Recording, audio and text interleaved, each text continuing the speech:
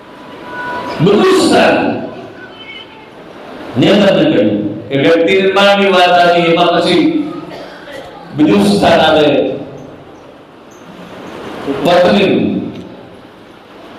પત્નીનું સ્થાન. ખોટું પરિવાર નિર્માણની વાત છે, એમાં પત્નીની ફરજ આવે છે. પતનમાંથી બચાવે એનું નામ પત્ની. પોતાનો પતિ વિમુખ થયો હોય ધર્મથી, પોતાના કર્મથી, પણ છતાં એને મૂળ ધારા ઉપર, સનાતન ધારા ઉપર આવે અને સાચા વિચારો આપી ગુમરાહ બનેલો હોય પણ એને સાચું માનવ બનાવે.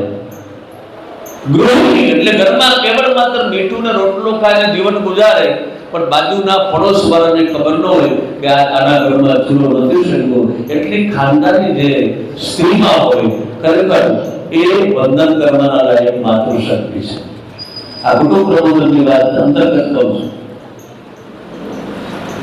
બીજું સ્થાન માતા પિતાનું આવે છે. મા બાપે સંતાનોને સંસ્કાર તો આપવા સાથે સાથે પોતાનું જે ઉત્તરદાયિત્વ ધર્મ અને સંસ્કૃતિ માટેનું છે એ પણ બાળકોને આપવું જોઈએ. પરિવારમાં એકબીજા પ્રત્યે વ્યવહાર હોય.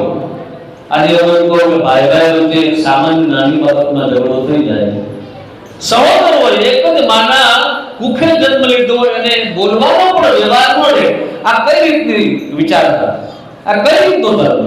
તમે હજારો મંદિરોમાં જાઓ પણ પરિવાર તમારો જ્યાં સુધી તમારાથી સંતુષ્ટ નથી ત્યાં સુધી ભગવાન તમારા વંદન કે પૂજા નહીં સ્વીકારે. આ નોંધ કરીને રાખો. એટલે આજે હું કહું છું કે ભાઈ વચ્ચે દ્વેષ હોય, વેરવૃત્તિ હોય તો શું સાથે લઈ જવાનું છે? થોડું જતું કરી અને બંને ભાઈઓ ભેળજો તો ઉપર બેઠું બેઠું ઠાકોર રાજી થઈ જશે, કૃષ્ણ રાજી થઈ જશે, રામ રાજી થઈ જશે, શિવ રાજી થઈ જશે.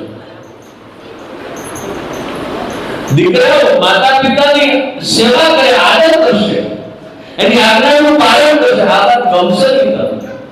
કારણ કે અત્યારે સંયુક્ત કુટુંબનું પ્રમાણ ઘટવા માંડ્યું છે. વિભક્ત કુટુંબ અને વિભક્ત કુટુંબના ફાયદાને બદલે નુકસાન થાય.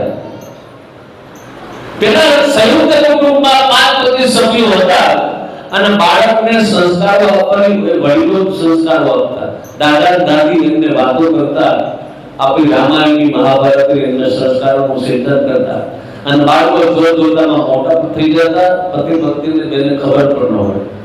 અને આજે એક સંતાન હોય એટલી બધી ચિંતા, અને ભણાવવા માટે તમારાથી બોમ્બે મોકલવો પડે, આથી ગોવા મોકલવો પડે, આ બીજે રાજકોટમાં જામનગરમાં કે સારી સ્કૂલ નથી. તમે કેટલી વખત જવાનું, તમે કેટલો સમય સુધી એનું ઓબ્ઝર્વેશન કરશો, એમની લાઈફસ્ટાઈલ વિશે તમે કઈ રીતે પરિચિત થશો? તો સારી સ્કૂલ અને સારી શૈક્ષણિક સંસ્થાઓ સૌરાષ્ટ્રમાં ક્યાં નથી? હું એમ નથી કે ન મોકલતા, હા વળી કોક એવો અર્થ કરતા કે બાપુ તો અમારે રોકે, પણ હું તમને એટલું જ કહેવા માંગુ છું કે સંસ્કૃતિનું સિંચન અને સંસ્કારોનું સિંચન બાળકોમાં કરવું એ માતા પિતાની પહેલી ફરજ છે. એને મંદિરે લઈ જાઓ, એમને દેવદર્શન લઈ જાઓ, એમને ભક્ત ચરિત્ર સંભળાવો, એમને કૌટુંબિક ભાવના વિશેની વાત કરો. એટલે જે સંતાન માતા પિતાનો આદર ન કરતા હોય એને એક સાધુ તરીકે મારી વિનંતી છે કે મા બાપનો આદર કરજો. કંઈ પણ અત્યાર સુધીમાં આપણાથી અધૂરું થયું હોય તો એને પગે લાગીને એમની પાસેથી માફી માંગી લેજો. તમારું જીવન ઉજળું થઈ જશે અને આપોઆપ વિકાસ થવા લાગશે, બધા અવરોધો જતા રહેશે. આ વાતમાં મજા નહીં આવી? તમને શું તકલીફ છે એ જાણો. આ કે મને 64 years એટેક બનતો ક્યાં ક્યાં પ્રોબ્લેમ થાય. એક જ્યારે વહુ કોઈ પણ અહીંયા ઘરની વહુ છે કે કોઈ ઘરની દીકરી જ હોય, પણ એ એક સાસુ વહુની જે ગાંઠ પડેલી છે ને, આ ગાંઠને હવે આ સમયમાં છોડવી જરૂરી. કોઈ પણ સ્ત્રી આવી હોય એ ઘરની પુત્રવધુ બની અને કદાચ તેનાથી ભૂલ થાય, એને ઘરની રૂઢી જુદી હોય, આ રૂઢી જુદી હોય, રસોઈ બનાવવામાં કોઈ ભૂલ થઈ જાય, કઈ ઢોળાઈ જાય, કઈ આમ તેમ થઈ જાય, તો સાસુ માએ પોતાની દીકરીને જેમ ઠપકો આપે ને એમ બીજાના ઘરની જે દીકરી આપણે ત્યાં પુત્રવધુ થઈને આવી હોય એમ ઠપકો આપે તો વિશ્વમાં નહીં થાય. પરસ્પર એકબીજામાં અંડરસ્ટેન્ડિંગ હોય, સમર્પણની ભાવના હોય તો વિસર્વાદીતા ઊભી નહીં થાય. હવે ક્રેઝ એવો આવ્યો કે ગામડામાં મકાન જોઈ, ગામડામાં ખેતી જોઈ, ખાવું વાળા છે ગઈઢાનું હોવા જોઈએ, જુવાર હોવા જોઈએ, મહેનત કરી હજી 5-10 વર્ષ અમને દી એવા હોવા જોઈએ. હા, ઘરનું મકાન હોવું જોઈએ, વરરાજો રૂપાળો હોવો જોઈએ, એની સારી દુકાન હોવું જોઈએ, સારી નોકરી હોવી જોઈએ. તમારી દીકરી શું કરે? આ મૂલ્ય લે તમારી ડિમાન્ડ પ્રમાણે તમારું પાત્ર છે. અને પછી એના પરિણામમાં શું આવે ખબર ને તમને? શું પરિણામ આવે? આ સજા આપણે ભોગવવી પડે. માતાઓ, ભાઈઓ, મારી ખાસ હૃદયથી સાધુ તરીકે તમને વિનંતી છે, કુટુંબ પ્રબોધનમાં કુટુંબની એક વ્યવસ્થા છે, એને બરાબર ઘરના વડીલોએ એનું જતન કરીને જાળવી રાખવી અને બાળકોને એના સંસ્કારો આપવા. અને ખાસ કરીને હું તો વારંવાર તમને જ કહીશ કે સંપૂર્ણ જવાબદારી તમારી, કારણ કે આ લોકોને અત્યારે વ્યવસાયમાં એટલી બધી સ્ટ્રગલ કરવી પડે જીવન નિર્વાહ માટે. માતાઓ ઘરે બાળકોને સંસ્કારો આપે. એને અમુક ને આદત હોય કે મોબાઈલ ચાલુ ન કરે ત્યાં સુધી ખાઈ પાછા હું કહેવાય કુરકુરિયા. હા, કુરકુરિયાના પેકેટ અને બાજરાનો રોટલો ગોળ ખવડાવો, એટલે ભાખરી ગોળ ખવડાવો, ઘી ખવડાવો. હા, ઘણા બધું ઉભો થઈ જાય, પડી જશે તો નકરી પાછો ઉભો થઈ જાય. બાકી તમે આ કુરકુરિયા ખવડાવો પછી એમ માનો કે 2 વર્ષ નો થયો હાલતા કેમ ન શીખો, ડીકી ડીકી નો કરે. યારી નો હોય, પેટમાં હાથો માર પડ્યો તો જાય. એટલે સારું ભોજન, ઘરનું ભોજન આવો. ગમે છે વાંધો નથી, નકર આપણે એવું નથી બંધ થઈ ગયું. તકલીફ થતું હોય બાબા લેવાનું હોય તો કઈ બીજું વખત નો કહેતા બીજું. બાકી મારી તેનો વેદના છે. હું તમારા પરિવારનો પ્રતિનિધિ છું. હિન્દુ સમાજની ધારણા એક સાધુ તરીકે મારું એક ફરજ છે, મારું એક કર્તવ્ય છે. મારી એક વેદના હું આ સમાજની સ્થિતિ જોઉં. પછી પર્યાવરણની વાત આવી, મેં તમને કહ્યું કે પાક દેવતાની પૂજા કરો એટલે પર્યાવરણ સુધી થાય, ભજન કરો, યજ્ઞ કરો, યજ્ઞ સુખથી આકાશમાં યજ્ઞ સુખ થાય. આખી પોઝિટિવિટી, બધું પોઝિટિવ વાતાવરણ થઈ જાય, સકારાત્મક વિચારો લોકોમાં આવે. આપણા ઋષિમુનિઓમાં એની પરંપરા હતી, ભજન યજ્ઞ કરવો. આ વાયુમંડળની શુદ્ધિ માને છે. પછી નાગરિક કર્તવ્ય. તો નાગરિકનું કર્તવ્ય શું છે? દાખલા તરીકે આ જાહેર સુરતાલી છે, અને જાહેર સુરતાલીને કોઈ દરવાજા કાઢવા તૈયાર થયો હોય તો આપણે કહેવાય દે અમારા બધા નાના માણસો જવાનું હોય એટલે દરવાજા કાઢી નાખતો. એની સફાઈ માટે આપણે ન કરી શકીએ તો કામ કરતા હોય એને બોલાવી એની સફાઈ કરવી, આપણા ઘરના આંગણાને સાફ રાખવું. જ્યારે આવા સારા કાર્યક્રમો થતા હોય ત્યારે દરેક પરિવારને પ્રેરણા આપવી કે આપણામાં જોવાનું. અને આ એક સામાન્ય બેઠક નથી, બહુ ગંભીરતાથી વિચારવા માટેનો આ એક મોકો છે, અવસર છે. પછી વિચારવાનો સમય નહીં, જ્યારે સમય વ્યતીત થઈ જશે, વધી જશે, પછી વિચારવાનો સમય નથી. યાદ રાખજો. અને તેથી કોઈ આંસુ રૂસવાનું નહીં હોય, પસ્તાવાનો બાકી આ દિવસોમાં આવે એટલે હજુ પણ પાછા વળી જાય તો સારું. નથી તો પશ્ચિમ નું અનુકરણ કરી શક્યા, નથી તો ભારતીય સંસ્કૃતિને અપનાવી શક્યા. આપણી સ્થિતિ થઈ ગઈ સેન્ડવિચ જેવી. આ સેન્ડવિચ કેવું દર્શાવું? લગનભાઈ તમે ત્રિવેદીભાઈ બેઠા અત્યારે ચર્ચા કરતા બીજું વાત કરીને કદાચ કોઈના હૃદયને ઠેસ કઈ લાગી જાય કદાચ, પણ મારી આ વેદના એ માં ભારત વર્ષની પોતાના પુત્રને પેટમાં આવી ત્યારથી એમને રામાયણ મહાભારતની કથા સંભળાવતી હતી. અને જ્યારે એને યુદ્ધમાં જવા માટે, હિન્દુત્વ બચાવવા માટે એને વિદાય કર્યો ને ત્યારે એને એમ કીધું બેટા હવે તો કૃષ્ણ યાદ કરજે પણ હિન્દુત્વને બચાવી દે. ધર્મ કો ખજીને અમારે વીરના સિવારી ધર્મ્યો હતો, તલવાર એની ધારથી હિન્દુ ધર્મ રાખ્યો હતો. પડકાર કરતી પુત્રને માગતી, પડકાર કરતી પુત્રને બેટા મારે તું મેદાનમાં અમરે સરિયા આયે રમણી અમર ઇતિહાસમાં, અમરે સરિયા આયે રમણી અમર ઇતિહાસમાં. આપણી ભારતની ધરાની તાસીર એવું કોઈ ગામ હોય ત્યાં પાણી હોય સત સતી સુરાનો પાયો ન હોય, એવું કોઈ ગામ એવું ક્યાં ભગત ન થયો હોય, ક્યાં કોઈ વીર પુરુષ ન થયો હોય. આપણા દેશની તાસીર છે, આપણી તરાજ, એનું મહત્વ સમજીએ. આ ભૂમિમાં જન્મ લેવો ને એ મોટા મોટું આપણું સૌભાગ્ય. અને એ ભૂમિમાં જન્મ લીધા પછી ભારત વર્ષની મહત્તાને સમજવી, હિન્દુ સંસ્કૃતિને ભારોભાર સમજી અને હિન્દુત્વ સંપૂર્ણ પ્રાપ્ત કરવા માટે અથવા તો હિન્દુત્વ બચાવવા માટે પોતાના જીવનનું અનુદાન આપવું આ પરમ સૌભાગ્ય છે.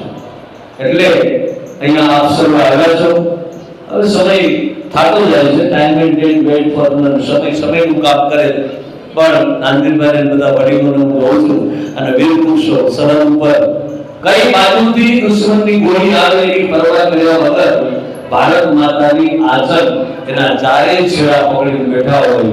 એ જવાબદારી એક વખત આપણે ખરેખર તાળીઓથી નવાજવા જોઈએ. અને તમે જેની પૂજા કરતા હો એક માળા કરજો કે માં ભારત વર્ષમાં ભૂમિની રક્ષા કરવા માટે સરહદે મારા ભાઈઓ મારી બહેનો જે છે ને એનું તું રક્ષણ કરજે, એનું તું વાડ વાપરનો થવા દેતા. કારણ કે એ રાત ને દિવસ જાગે છે ને એટલે આપણે રાત આપીએ છીએ, એટલે આપણે દેવ કરીએ છીએ. બાકી નકર તકલીફ થાય, મુસીબત થાય. એટલે અમે પણ એક વખત આપણે તાળીઓથી ખૂબ ખૂબ બોલાવવા જોઈએ. કુટુંબ નિર્માણ, સંસ્કારોનું સંવર્ધન, ધર્મના 10 અંગોનું જીવનમાં પાલન કરવું, પર્યાવરણ શુદ્ધિ માટે બને ત્યાં સુધી. એમાં તો પછી ઘણું બધું કહેશે કાર્યકર્તાઓ. અમારું તો બોલવું તો અમે એટલું કહીએ કે જેટલું આપણા વિચારની શુદ્ધિને, આપણું કર્તવ્ય પવિત્ર રહે, આપણી આસપાસનું વાતાવરણ શુદ્ધ રહે, યજ્ઞ ભજનની આદિ ક્રિયાઓ થાય, ધાર્મિક કાર્યો થતા રહે અને કેટલાય અસંખ્ય લોકો આપણા આંગણે ભોજન કરે, કેટલાયના આપણે આંસુ લૂછીએ. આ એક આપણું કર્તવ્ય છે. અને બધી જે વાતો છે એ જેટલી કરી એટલી થોડી છે, પણ હવે ખરેખર જાગવાની જરૂર છે એ વાત ચોક્કસ છે. અને ભારત તરફ અમે વિદેશમાં જઈએ છીએ તો વિદેશના બધા લોકોની દ્રષ્ટિ ગીટ મારીને ભારત પર બેઠા છે. આજે હું વેસ્ટર્નની અંદર લંડનમાં મારો કાર્યક્રમ હતો એટલે ભૂલ્યો દરરોજ આવી કથામાં બેસતો. એટલે મેં એને કીધું કે તને શું ફીલ થયું? કે તમે જે વાત કરતા હતા ને વાતના શબ્દો, આ તમારા પુરાણોના શબ્દોમાં એવી કાંઈક તાકાત હતી ને કે મારા એક એક રોવાડા છે એ ઊભા થતા હતા. અને મને એવું થતું હતું કે આ હું સમજી શકતો નથી, તોય આ ગ્રંથના શબ્દોમાં આટલી બધી તાકાતનું મને ફિલિંગ થાય છે. કદાચ આને સમજું તો ખરેખર મને કેટલું બધું મળે. અભિપ્રાય વિદેશની ભૂમિ એના લોકો આ હમણાં મિનિકુંભ શિવરાત્રીનો ગયો તો યા બધા ભૂલ્યા હતા. હા ભાઈ કેવું ભાઈ હરે કૃષ્ણ બોલતા નહોતું આવડતું, હરે કૃષ્ણ બોલતા હતા. સીતારામા બોલતા નહોતું આવડતું, એ સીતારામા બોલતા આવડતું, એ બોલતા હતા, કોશિશ કરતા. ના પણ કઈ સત્સંગ થતો હોય, સારું કામ થતું હોય, આ બધા નવરા છે જગાથી બેઠા હોય. તમે શું કરો? તમે ટીવીમાં રાખીશો. હા બધું. એટલે હવે થોડી જાગવાની જરૂર છે. થોડોક સમય આપણા ધર્મ, આપણી સંસ્કૃતિ, સનાતન પરંપરા અને હિન્દુત્વ માટે આપણે નિર્ભય બનવું, અજય બનવું. ખાસ કરીને આપણા હિન્દુ દેવી દેવતા છે ને એના એક હાથમાં શાસ્ત્ર છે અને બીજા હાથમાં શસ્ત્ર છે. મને તમને સંદેશો આપે છે કે જે શાસ્ત્રથી ન સમજે ને એને માં ચામુંડા કર્મુંડને મારે. ભગવાન કૃષ્ણ છે ને કંસનો વધ કરે અને રામ આવી અસંખ્ય અસુરનો સંહાર કરે. અમારા દેશના લોકો પાસે શસ્ત્ર પણ છે અને શાસ્ત્ર પણ છે. એટલે આ બધું કોઈ ઊંચી આંખ કરીને જોતા નહીં. અમારામાં હિન્દુત્વ અમારી રગે રગમાં ભરેલું છે એવું આપણે સાબિત કરી બતાવવાનું છે. આવી મારી ભાવના છે. સમજાય એ પ્રકારના શબ્દોથી રજૂઆત કરી છે. આપ સર્વ જે બાબત તમને જીવનમાં ઉપયોગી લાગે એને ચરિતાર્થ કરવા માટે પ્રયત્ન કરજો. આટલો સમય સુધી ઘણા વક્તાઓ ને સાંભળવામાં આપને આનંદ આવે. ઘણા વક્તાઓ અહીંયા બેસી ગયા હોય એટલે પછી બધા બેઠા હોય એટલે સહન કરવા પડે. તો અમને સહન કર્યા હોય તો તમને ખૂબ ખૂબ ધન્યવાદ. વડીલોએ અમારો આદર કર્યો એમને ખૂબ ખૂબ ધન્યવાદ. અહીંયા બોલવા માટે હું નટતો કરું એ બદલ હું આ તમામ કાર્યકર્તાઓનો આભાર માનું છું. અને સાધુ તરીકે સાધુ છું અને સાધુ તરીકે જ્યારે જ્યારે અમારી કાય પર ફરજ બને ત્યારે તમે અમને એક ખાલી અવાજ કરજો. ગમે ત્યારે ગમે તે સમયે ધર્મ માટે, સંસ્કૃતિ માટે, સનાતન માટે અમે અમારું જીવન સમર્પિત કરવા માટે કટિબદ્ધ છીએ. આ ખાતરીપૂર્વક કહીએ છીએ અને જીવનમાં આથી બતાવશું. કાલાવડના પ્રથમ નાગરિક છે એ પણ અહીંયા બધા પ્રોત્સાહિત કરવા માટે ગਏ છે. આજે એમને ધન્યવાદ આપું છું. આપણા દેવા પટેલ સમાજના પ્રમુખ શ્રી પરસોત્તમભાઈ ફળદુ વડીલ પણ શાંતિથી સાંભળે છે અને એની પોતાની પણ કઈ ઘણી વેદનાઓ હોય છે, એમાં એ શબ્દો આવી જતા હોય છે, એટલે એમને પણ એક વખત આ વડીલને સમાજની એક સુગંધામાં સંગઠિત કરીને જાતા છે એને કાયમથી વધાર્યો. અને બ્રહ્મા કુમારી અમારા દેશમાં દીકરીઓ બહુ સરસ એની ભાષામાં વાત કરી. તો આપ સર્વને ખૂબ ખૂબ ધન્યવાદ, ખૂબ શુભકામના, શુભેચ્છા. અને હિન્દુ ધર્મની ધજા હંમેશા માટે ફરકતી રહે. કોઈ પણ પ્રકારનું મારા હિન્દુ ભાઈઓ બહેનોને આંચ ન આવે. માજી સતી બ્રાહ્મણ બધા દેવી દેવતાઓ એનું રક્ષણ કરે અને આપણામાં સાચી જાગૃતિ આવે. સાચા અર્થમાં હિન્દુત્વ એ આપણી રગેરગમાં ખરેખર રહેવા લાગે. નાતી જાતિ સાંપ્રદાયિકતા આ સમાજને વિઘટન કરનારા તત્વો એક સંપ્રદાયવાદ, જાતિવાદ આ બધાથી મુક્ત બન્યું. આ વર્ષોથી કુટુંબની ભાવના આપણા વેદોની રોજાઓમાં કોઈ એક દેશીય વાત નથી આવી. જ્યારે વાત આવે ત્યારે સર્વદેશી આવે. સર્વે સુખિનામ સંતુ સર્વે સંતુ નિરામય સર્વે ભદ્રાણી પશ્યંતુ મા કુસ્તિત દુઃખ ભાવ ભવે. આ વેદોની વિશાળ ભાવના છે, વિશ્વ કલ્યાણની ભાવના છે. લાભ સર્વના ચરણોમાં આપણી ભીતર બેઠેલા પરમાત્માને વંદના કરીને અહીંયા હું મારી વાણીને વિરામ આપું. આપણે સાંભળ્યું ધન્યવાદ. એક વખત